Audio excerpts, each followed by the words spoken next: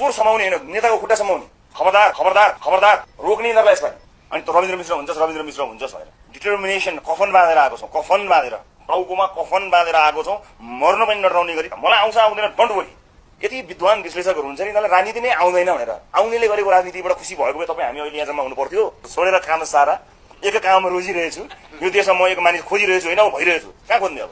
परिवारमा कुनै किसिमको झैँ झगडा गरेर हिँडेको कहीँ सुन्नु भएको छ? परिवारलाई परिवारमा राख्न र राजनीतिलाई राजनीतिमा राख्न मलाई आउँछ। यहाँ यो राजनीति कुरै छैन। यहाँनिर परिवारका सदस्यहरूलाई खुसी पार्न मैले राजनीति गर्ने हो?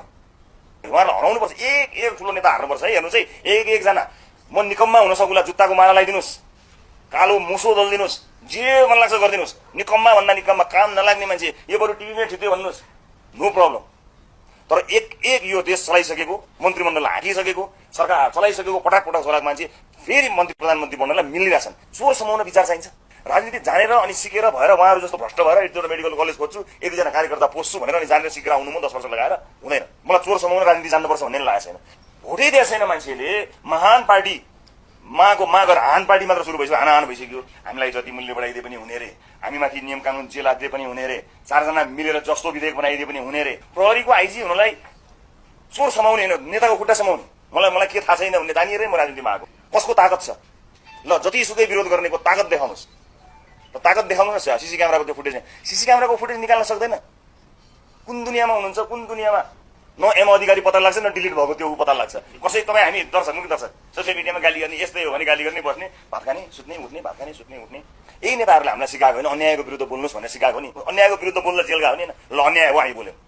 जीवनमा घुस नखुवाएको मान्छे छ यहाँ यो हलमा, ल चुनौती मेरो। हेर्दा हेर्दै यताबाट गाई हालेको देखिरहेको छ नि, यहाँबाट गदा निस्किसक्छ। अब माइतीघर एकैचोटि सिंहदरबार हो, माइतीघर साइड गर्न जाने। हाम्रो विरोध भनेको के भने यिनीहरूलाई सबलाई हटाउनु नै हाम्रो विरोध कार्यक्रम हो। अहिले हामी विरोध कार्यक्रममा छौँ। यो पोलिटिकल पार्टी खोल्नु भनेको हाम्रो विरोध कार्यक्रम हो, सम्झिनु होला। ल्याउनै होइन, यो देश बनाउने दस्तावेज बोकेर आउँछ, भोट कमाउनु होइन। 4000, 5000, 2000, 3000 खाएको मान्छेलाई समातेर यो समातेर त्यो समातेर भनेको छ। देशको ढुकुटी सत्यानाश भइसक्यो। बाहिर ट्याक्स हेर्न लगेर पैसा हालिसक्यो। सबलाई थाहा छ कसैले के गर्नु छ। प्रश्न सोध्ने जस्तो सजिलो काम छोडेर ठ्याक्कै जवाफ दिने गरी आएको छ नि त। यो देश शेरबहादुर देउवा, केपी शर्मा ओली, पुष्पकमल दाहाल प्रचण्ड, माधव कुमार नेपाल अथवा जोसुकै नाम लिनुहोस् तपाईँले, उहाँहरूले गर्दा आज यो देश क्या गजब भएको छ। यस्तो पो हुनुपर्छ। यो नेताहरूले हार्ला बर्बाद होला भन्ने तपाईँलाई लाग्छ भने तपाईँले, तपाईँको अर्को पुस्ताले कसले हाल्ने हो, उहाँलाई हाल्ने, जिन्दगीभरि हाल्ने।